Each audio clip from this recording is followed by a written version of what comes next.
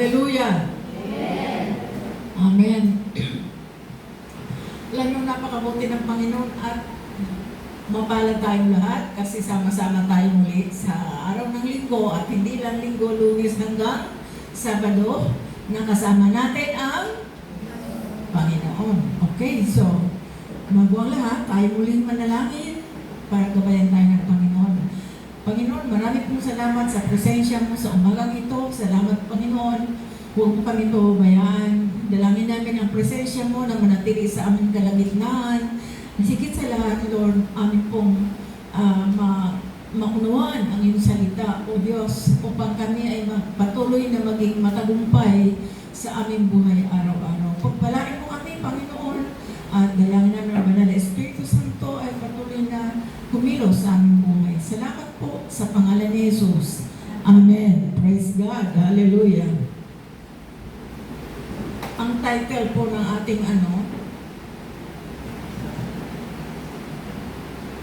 okay, mamuhay kasama ang Diyos sa mapanganib na panahon. Mapanganib ba ngayon ang panahon? Parang mahina yung upo o hindi. Sa panahon ba ngayon, nararanasan na ba natin yung mga mapanganib na panahon? Yes. Okay, so ngayon sabi doon sa salita ng Diyos, sa aklat ng Timoteo, tingnan natin. Okay? So mayroon akong nilagay na mamuhay kasama ang Diyos sa mapanganib na panahon. And 2 Timothy chapter 3 verses 1 to 7. Ang theme natin ay manatiling tapat at tiwala. Yun ang dapat natin isipin at gagawin sa ating mga buhay. No? Be faithful and confident. Manatiling, maging tapat at tiwala. Pag sinabing tapat, para kang loyalista, di ba? Sino yung lalo na yung mga loyalista, ng mga politiko, no? Kahit anong alam natin, alam nilang masama yung kanilang politiko, loyalist pa rin sila. Amen. Para tayo ngayon, palibasa tayo ay mga anak ng Diyos, loyalista tayo ni Lord. Amen. Amen. So yun ang dapat natin gampanan. Yun ang dapat natin gawin kasi ano man mangyari sa mundong ito, masama man o mabuti, kailangan manatili ang ating pagiging faithful sa Lord at lalo tigit yung tiwala natin sa Kanya na kahit anong mangyari, siya pa rin ang ating tatawagan. Hallelujah! Yun ang victory. No? Okay. So kanina binasa natin ito, no? Okay, dito sa una, isinilarawan ni Apostol Pablo na sa bawat tao, ito ang mangyayari sa huling araw. In verses 1 to 6, makasalanan at mapanghimagsik na mundo. Ito yung verse 1 to 6 na binasa natin kanina, na ito ay nagtumutukoy ng mga characteristics o mga katangian ng mga makasalanan at mapanghimagsik sa mundo ito. Okay, ito yung tinatawag na sinful and rebellious world o sa isang makasalanan at makapangyarihan ng mundo. So verses 1 to 6, okay? Babasahin ko yung verse 6. Sapagkat sa mga ito ang nanganggagapang sa mga bahay at binibihag ang babaeng haling na lipos ng mga kasalanan, hinihilan nila ang mga iba't ibang pitak. Pag sinabing pitak, lust of the flesh, mga pagnanasa ng laman. So iba't iba ang mga hinihilan nila para ikaw ay tuksohin o dayain. So iyan mga pagkasalanang mga rebellion sa mundo ito. So hindi, kasama ba tayo dyan? Kasama ba tayo dito sa mga makasalanan at mapanghimagsik ng mundo? Hindi tayo kasama dyan kasi tayo ay wala na tayo dyan. Amen? Parang hindi nyo masabing nag-agree na parang andun ka pa rin. Kailangan panindigan natin, stand firm. Amen? Hallelujah. Sabi doon para maintindihan po ninyo. Dapat alamin mo ito. sabi ni Apostol Pablo, no? Na sa mga huling araw, darating ang mga panahong mapanganib or perilous time or mapanganib na panahon.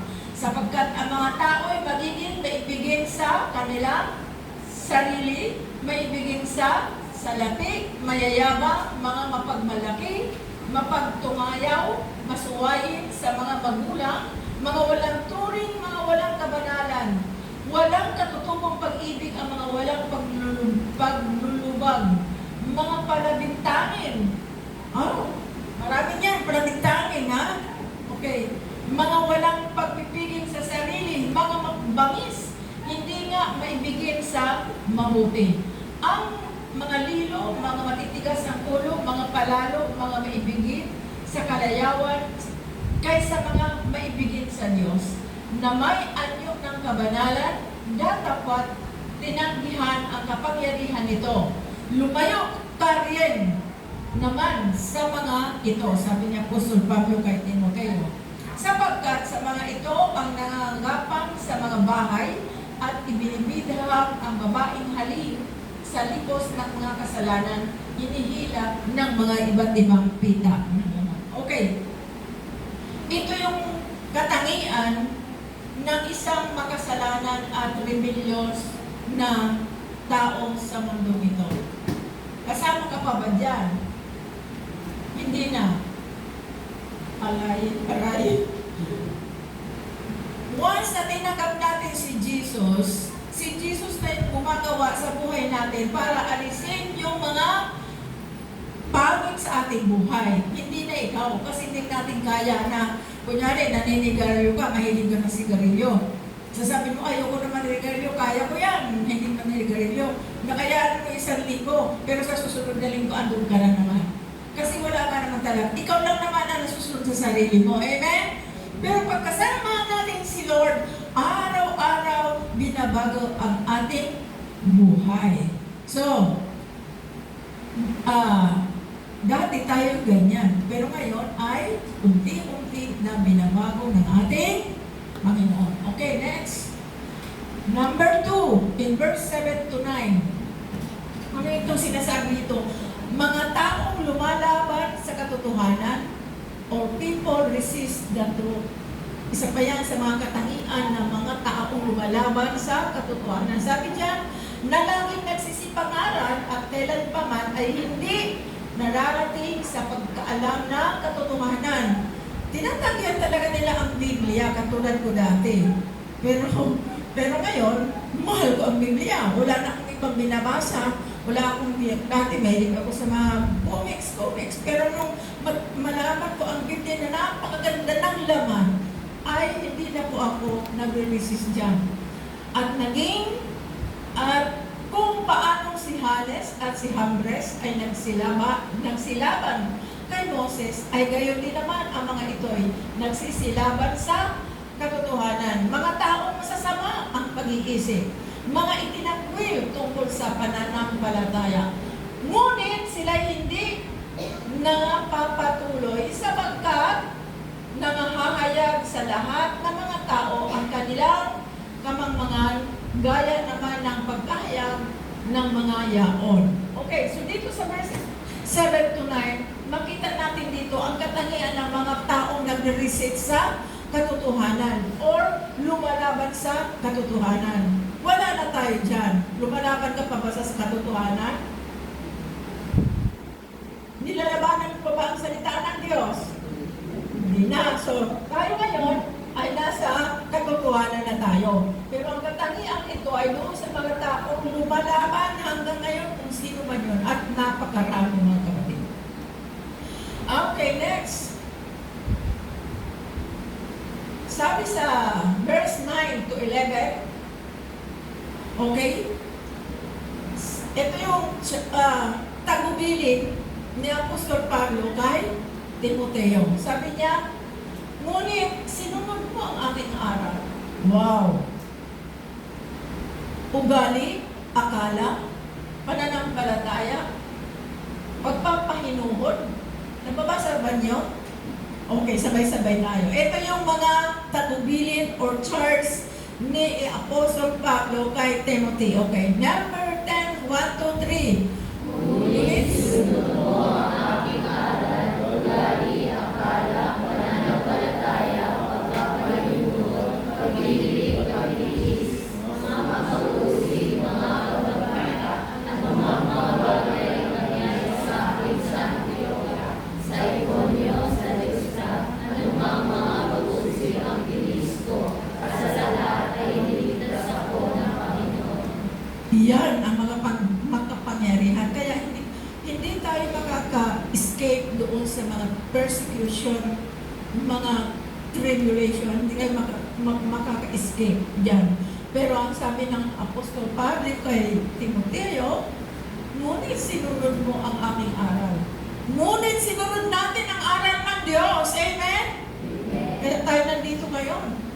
Sabi ko nga kanina, yung nasakyan kong bagong taxi, green, GSF. Oo. Nagpatuktok siya ng Christian. Sabi ko, Christian ka ba? Opo, ma'am, doon ako sa GIL. Ay, pastora ako. Nasiran ko, nag-sharing kami doon sa sasakyan na yun.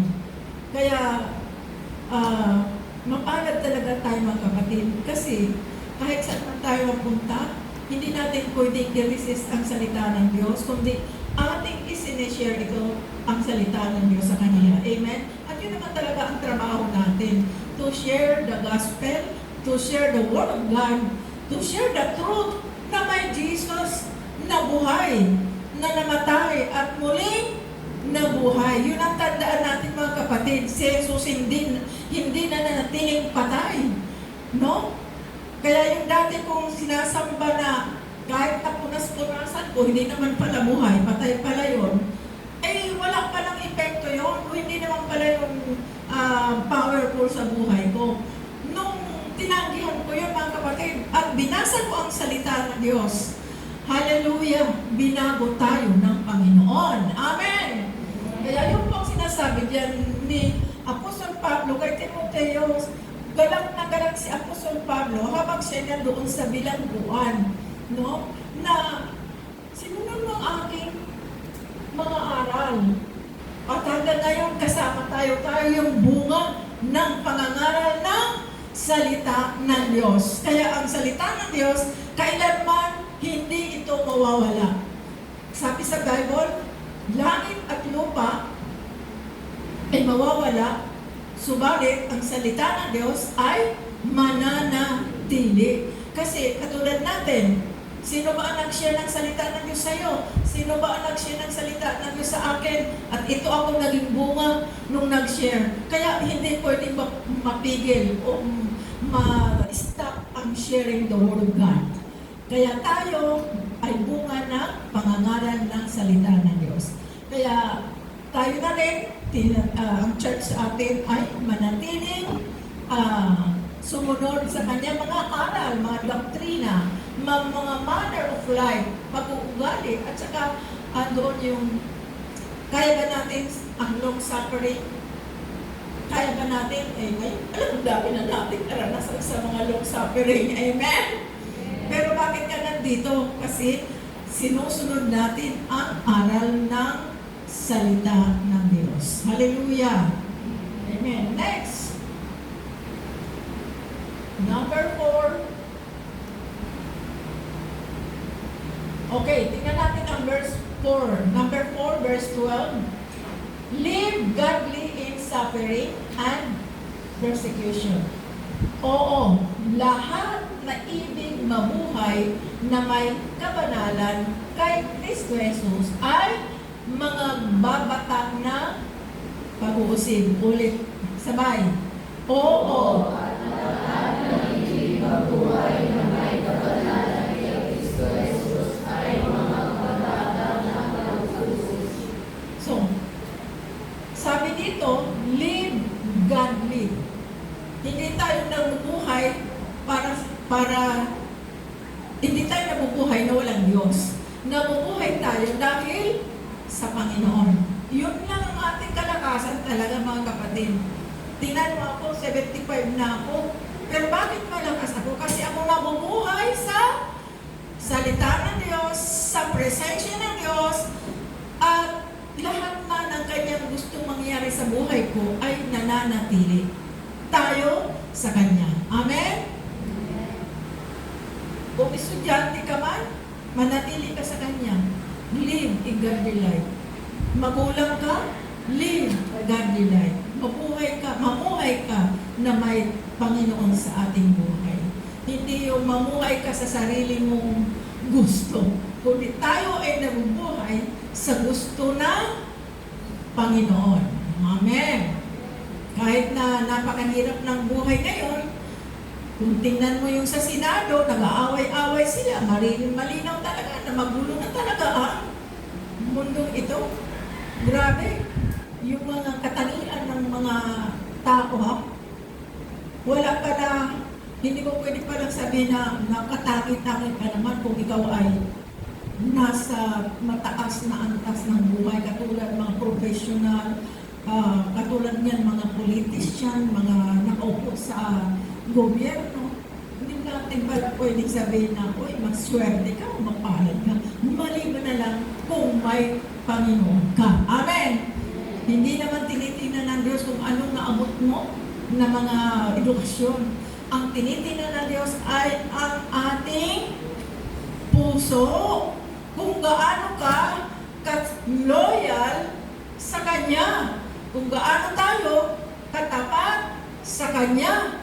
Kung gaano tayo tiwala sa Kanya. Sa panahon ngayon, sobra na talaga ang problema ng ating bansa. Sabi ng mga narinig ko, sa nababasa ko, anong klaseng gobyerno na meron tayo. Pero ito ang masasabi ko, pag Christian ka pala, kahit anong nangyari sa gobyerno sa ating pamahalaan, andun ang kapanatagan, andun ang peace, andun ang joy. Amen? Pero tandaan natin, para manatiling mabuha, para manatiling matagumpay ang ating bansa, mayroon tayong dapat gagawin. Tayo ay pag-asa ng ating bansa. Dahil marunong kang manalangin, marunong kang magbasa ng Biblia, at ini-apply mo ang salita ng Diyos sa ating buhay. Kaya napakalaki ng ating responsibilidad sa mundong ito, sa ating bansang ito.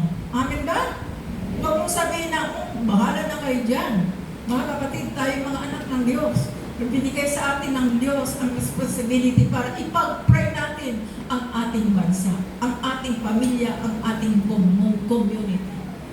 Praise the Lord, hallelujah. Kasi ikaw lang yung nakitaan ng Lord na may peace, may joy. Di ba?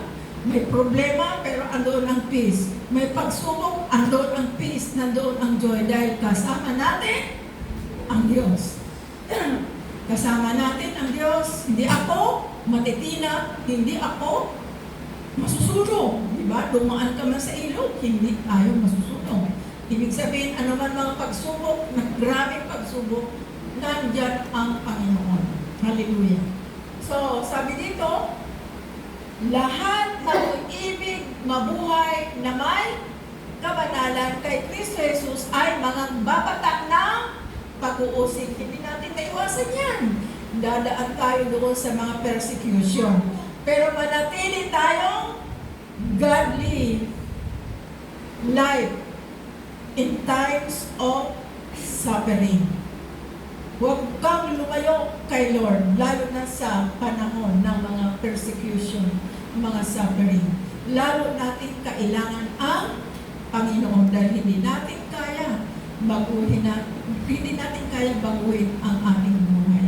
Hindi natin kaya i-provide ang ating pangangailangan kung hindi tayo nakadepende sa ating Panginoon. Kaya purihin ang Diyos dahil tayo ay sama-sama na tumatawag sa Kanya. At pinakikinggan ba tayo ni Lord? Mga kapatid, pinakikinggan ka ba ng Panginoon? Yes! Oh, praise God! Hallelujah! Palabakan mo si Lord! Thank you, Lord! Thank you, Lord! Hallelujah! And then, sabi doon, so dito sa verse na ito, kailangan mabuhay tayo, live in godly life, no? In times of suffering and persecution. Tandaan natin to, hindi tayo makaiwas sa mga pagsubok at mga persecution. Okay, next. Sa verse 13, even men and impostors or mga huwan, lalong magpapakasama. Di ba? So, tingnan na naman natin ang nangyayari sa ating bansa. Gusto nila, pansarili nilang interest ang gusto nilang mangyari. Mga self-gain, self-interest ang gusto nila mangyari. Kaya habang hindi nila nakukuha yung kanilang mga interest pansarili, magpapatuloy silang magpapakasama hanggat hindi nila nakukuha ang gusto nila. Tingnan mo yung corruption. Imagine, sabi nga nung pinakikinggan ko doon ng mga vloggers, no? Sabi niya, ang gobyerno natin, ang tumatayo, mga corrupt, which is true. Kaya kailangan talaga natin ang Diyos. Amen. Mabuti na lang mayroon Peter Cayetano. No, tumatayo doon sa kanila, sa Senado, para mag-stand firm against corruption. Amen? Amen. Tayo rin, mga kapatid, tayo talaga ang pag-asa ng mga anak ng Diyos. Tayuan natin, panalangin natin. Kailangan manalangin tayo para marinig tayo ng Lord. Sa bagay, mangyayari talaga yan kasi sabi naman talaga ng Biblia yan. Pero manatili tayo sa presensya ng Panginoon. Okay, sabi dito sa verse 13. Basa, datapwat,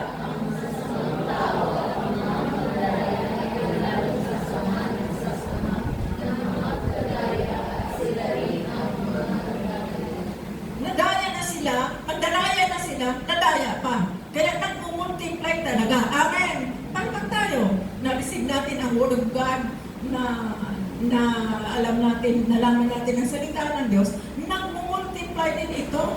Nasishare natin sa iba't ibang mga tao. Pero itong mga corrupt na ito, itong mga taong sasamang taong ito, dahil sa kanilang pansariling mga kagustuhan na gusto nilang makuha, akala nila hindi sila nadaya, ay nadaya na sila. At mandaraya pa sila. Ganyan ang ginagawa ni Satanas. Kaya ayaw natin. Amen? Gusto ba natin na tayo ay amin tayo ng kaaway? Hindi na. Tapos na tayo dyan. Pinagunahan ng kaaway. Tapos na tayo, mga kapatid. Tapos na tayo dyan. Kaya dapat tayo ay katulad ni Timothy na sabi niya, Apostol Pablo, ikaw ay mabuti na lang, sabi doon, ay sinusunod mo ang aking aral, ugali, akala. Amen. So tayo din yun. Amen ba? Amen. Okay. Next. Sabi sa verse 14, 1 to 3, datapwat sa mga bagay na iyong pinag-aralan at sa pinagkatuhan mo ng katunayan, yamang nalalaman mo kung kanino mo nangantutuhan. Pag sinabing, but you must, pag sinabing must, di man talaga, hindi di man kailangan. Kailangan kumain ka kasi may sakit ka. Kailangan kasi mamamatay ka pag hindi ka kumain. Kailangan tayo magpatuloy dahil dahil nga sa nangyayari. So, dapat manatili ka sa mga bagay na iyong pinangaral at sa pinagkakaroon mo ng katunayan, yamang malalaman mo kung kanino mo natutunan. Okay? So, dito, kailangan manatili tayo sa mga bagay na iyong pinag-aralan. Hindi lang mananatili, kundi i-apply sa ating buhay, at hindi lang may apply sa ating buhay, kung may apply pa sa ating buhay, nakikita sa iyo ang bilang witness, ang katotohanan. Kaya pag nag-share ka sa iba, hallelujah, pag nag-share ka sa iba, hindi naman ikaw nakikita sa iyo si Lord. Hallelujah. Ang bilis talaga, amen? Kailangan mo natin ang tools. Ano yung tools? Panalangin at ang salita ng Diyos. Okay, so, but you must continue. Ito demand, nilagay ko demand yun. Must. Kailangan i-demand natin. Must. Na tayo magpatuloy sa pangangaral ng salita ng Diyos. Okay, verse 15. Next verses. 15 to 17. Okay. Nababasa pa ba niyo? Okay, basahin natin 15 to 17. Mula sa pagkasanggol ay iyong nalalaman ang mga banal na kasulatan na makapagpatunay sa iyo sa pagligtas sa pamamagitan ng pananampalataya kay Kristo. Ang lahat ng mga kasulatan Ang pinasal ng Diyos ay napapakinabangan sa pagtuturo sa pagsaway, todo nasa bantuyan. Upang ang tao ng Diyos ay maging sakdal, tinuturo ang lubos. Okay, in verse 15 to 17, trust and follow the scriptures. Sabi sa 16, ang lahat ng mga kasulatan na kinasihan ng Diyos ay mapapakinabangan din naman sa pagtuturo, ano pa? Sa pagsansala, correction, ano pa? Sa pagsaway, tama ba yung correction? Teaching, pagsaway, sa ikatututo na nasa katuwiran. So mga kapatid, itong verses na ito, mga verses 1 to 17, makita natin ang katalian ng mga masasamang tao. Nakita naman natin dito ang mga tagubilin ni Apostol Pablo kay Timoteo. At makikita din naman natin dito na itong verse 16 ang siyang dapat natin sundin. Ang lahat ng mga kasulatan. Ano ba yung kasulatan? Ano ba yung kasulatan, mga kapatid? Hawak mo na. May dala ka ba? So, ang lahat ng mayroon by Biblia, ang lahat ng mga kasulatan ay it was God's breath. Kinasihan ng Diyos. At mapapakinabangan din naman sa pagtuturo. Ito ang dahilan kung bakit nananatili sa ating mga kapatid na ang salita ng Diyos ay kahit saan tayo pumunta, dala-dala natin ang salita ng Diyos dahil alam natin na ang salita ng Diyos ay nagbibigay at napapakinabangan naman sa pagtuturo, sa pagsansala, sa pagsaway, sa ikatututo na nasa katuwiran. Upang ang tao ng Diyos ay maging sakdal. Ano ba yung sakdal sa English? Totoo? Truth? Ha? Sa English? Ano? Ha? Sabi lang. Lakasan naman yun. Equip. Okay.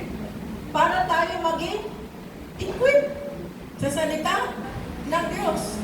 Alam niyo, mapalad tayo dahil kahit saan tayo pumunta, dala-dala natin ang salita ng Diyos. Walang nagsasabi, uy, tapon mo na yan. No? Dala-dala natin ang salita ng Diyos. Meron tayong freedom para i-share ang salita ng Diyos. May freedom tayo na i-share natin ang Word of God. Kaya kailangan maging equipped tayo sa lahat ng oras. Tinuruan lubos sa lahat ng mga gawang mabuti. So mga kapatid, tandaan natin. Balikan natin ito, ha? Ulitin ko lang, dahil tapos na tayo. Balikan natin ang umpisa. Okay? Okay? So ano sabi? Be faithful and confident. Maging tapat at tiwala. Yun ang dapat natin isipin. Maging tapat at tiwala. Pag sinabing tapat, anuman ang mangyayari sa relasyon, kahit na napakasakit na nararamdaman mo, manatili kang tapat. Anuman nangyayari sa ating buhay, andyan si Lord, manatili tayong tapat at magtiwala sa kanyang kakayanan, because God nothing is impossible with God. Hallelujah. Okay, so yan po dapat natin gawin. Be faithful and confidence. So another, alam natin na yan ang mga katangian ng mga masasamang tao. Okay, maraming tao masasama. Tapos in verses 9, people resist the truth. Kaya ano ang dapat natin gawin? Iluhod, ipanalangin ang mga tao. Alam ko, bago ko nakakilala sa Panginoon, isa ka rin doon na nagre-resist sa salita ng Diyos. Amen ba? Pero dahil sa pagluhod ng kapwa natin Kristiyano, mga pastor, niluhod tayo at nilapit tayo sa Diyos, narinig ng Diyos, kaya nakilala natin ang Panginoon. Kasama ako doon, may nagluhod din sa akin. Alam ko yun, kung sino yung nagluhod, talagang personal. Na, sabi ko ano sa inyo, na-share ko na yata sa inyo, no? Umaalis ako, kasi may pupunta sa bahay, imbitaan ako, alas 7 andun na. Pero alas 7 andun na, alas 6 umalis na ako. Kaya wala na siya maabutan sa bahay. Kasi nagre-resist ako. Pero nung makilala ko si Lord, kaya tandaan natin mga kapatid, kailangan natin yan. Hallelujah. And then verse 10 to 11, sabi ito yung charge ni Apostol Pablo kay Timothy, carefully followed my doctrine. Sabi ni Apostol Pablo, carefully followed by doctrine, manner of life, purpose, long suffering, and perseverance. Sinunod mo ang aking aral. Sinunod natin ang aral ng Panginoon. Amen? Kaya mapalad talaga tayo mga kapatid. And then, okay, so we must live godly in times of suffering or anuman yung mga nangyari sa atin. Huwag natin kaligtaan, huwag kang mawala sa Diyos, huwag mong putulin ang relasyon mo kay Lord. Kahit ano pa ang mangyayari sa iyo, ano pang mga parang wala ng pag-asa. Akala mo wala ka ng pag-asa, hindi mo alam may ginagawa ang Lord sa buhay mo. Amen? Surprise si Lord pag nag-bless. Hallelujah. Praise God. So manatili tayo godly life. And then, tanda natin, ang mundong ito ay lalong magpapakasama. Masama na, lalo pang magpapakasama. And then, kailangan ang salita ng Diyos ay manatili sa atin sa mga bagay na iyong pinag-aralan, pinagpukunan ng katunayan, yabang nalalaman mo ang kanino mo ng lugar. We must continue sharing and we must continue applying the Word of God in our lives. Amen? Patalikdan mo si Pastor. Okay. And then, last, trust and follow the Scriptures. Bakit? Sa verse 16, ulit, ang lahat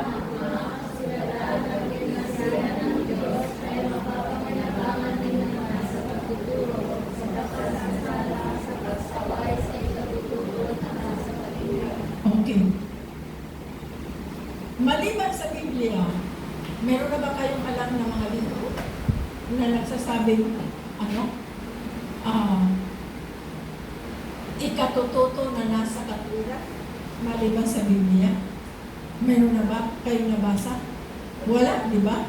So, tanging ang salita ng Diyos lamang o kasulatan na may God's breath kasi ito eh. May power kasi ang salita ng Diyos. Amen. Tandaan natin, ang salita ng Diyos, very powerful, kaya huwag niyong susunugin ito. Huwag ninyong gawing ano ba yun, yung wala kayong panggatong. Alam nyo, nung bago pa lang ako sa Panginoon, naalala ko ngayon nung ako ako'y lumaki na sa pananampalataya. May mga kabataan, tinibayaan ng inang Kristiyano. Walang panggatong. Ang Biblia yung pinangpupunit-punit at pinanggatong. Sabi ko, bakit niyo sinusunog ang salita ng Diyos? Pero bago pa lang ako kay Lord. Naalala ko yun. Kaya mga kapatid, huwag niyo susunugin. Baka bumalik sa iyo ang mga kasi pag sinabi mo sinunog ko, kasi ayaw mo ng salita ng Diyos. So, tinanggihan mo talaga ang salita ng Diyos. Kaya alam ko ang pamilyang yun hanggang ngayon, hindi ko na alam kung ano pa ang nangyayari sa kanilang pamilya. Praise God, hallelujah. So, tandaan natin, we must trust and follow the scriptures. Amen? Hallelujah. So, tapos na po tayo. Tayo po manalangin. Tandaan lang natin, ang ating role bilang mga Christian ay i-share ang salita ng Diyos kasi napakahalaga. Ang ating role bilang mga Kristiyano ay iluhod ang ating bansa, ang ating community, ang ating barangay, ang ating mga punong barangay, ang ating presidente, ang ating mga senador, mga gobernador, mga mayor, at hanggang sa mababang katungkulan sa barangay. Trabaho natin mga kapatid ito. Kasi ayon na natin na ang Biblia ay nagsasabi, ang masama ay magpapakasama pa. Kaya tayo po'y magtulungan para tayo ay manatiling matagumpay sa harapan ng Diyos. At ang Diyos ay manulugod sa bawat gawa natin, bawat kilos natin, bawat ginagawa natin sa ating kapwa. Ang Diyos ay nalulugod. Para tayong si Timoteo na inutusan ni Apostol Pablo na binigyan ng role or ng church tayo ng Panginoon para gawin din ang gagawin natin. Hallelujah. Thank you, Lord. Maraming pong salamat, Panginoon, sa umaga nito. Nawa ang salita ng Panginoon tumimos ay isipan at may-apply namin sa aming buhay upang turuan pa ang aming mga buhay, Panginoon. Kung kami man ay nagkakamali, kung kami man ay mali ang aming mga direksyon, itama mo kami, Panginoon, sa salita mo na aming pong pinag-uusapan, pinag-aaralan, binabasa, at ina-apply sa aming buhay. Tulungan mo kami, Panginoon, na kung kami pa ay marami pa rin mga kahinaan, Panginoon, aming pong dalangin na patuloy mong alisin yung mga nagiging sanhi ng aming mga pagkukulang, pagkakasala. Lord, deliver us, O God, doon sa mga sins na hindi pa natatanggal sa aming mga buhay. Salamat po, Lord. Umaasa kami na sa pamamagitan ng iyong salita, Panginoon, kami ay patuloy na magtitiwala, patuloy na maging tapat sa iyong Panginoon. Kaya tulungan mo kami, ang bawat isa sa amin. Nawa ng Banal na Espiritu Santo ay laging nagpapaalala sa aming mga buhay, Panginoon, at gabay sa aming mga buhay. Maraming pong salamat. Pagpalain mo ang aming church namin, Panginoon. Puspusin mo ng iyong kapangyarihan. Puspusin mo na yung biyaya, Panginoon. Sa pangalan ni Jesus, inaangkin namin ang tagumpay, inaangkin namin ang kagalingan, inaangkin namin ang kalayaan sa gapos ng kasalanan, sa gapos ng lahat ng mga kaguluhan sa mundong ito. Sa isip, sa salita at sa gawa. Release us, O Lord God. In the name of Jesus. In the name of Jesus. Marami pong salamat, Lord. Sa pangalan ni Jesus, ang lahat magsabi ng